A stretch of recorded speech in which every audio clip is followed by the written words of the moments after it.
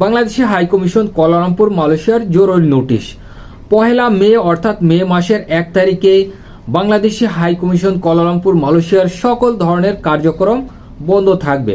তারা তাদের verified Facebook পেজে একটা নোটিশ দিয়েছে। মে মাসের 1 তারিখে তাদের হাইকমিশনের সকল ধরনের দাপ্তরিক কার্যক্রম বন্ধ থাকবে।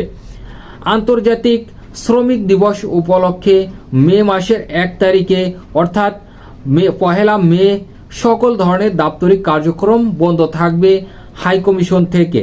এবং তারা তাদের ভেরিফাইড ফেসবুক পেজে নোটিশে উল্লেখ করেছে এই দিনে মালয়েশিয়া অবস্থানরত সকল প্রবাসীদেরকে উল্লেখ করে বলেছে হাইকমিশনে না আসার জন্য এবং কোনো ধরনের দাপ্তরিক কার্যক্রম বা কোনো ধরনের সার্ভিস চালু থাকবে না এই পহেলা মে বা মে মাসের 1 তারিখে। আশা করি বিষয়টা বুঝতে পারছেন।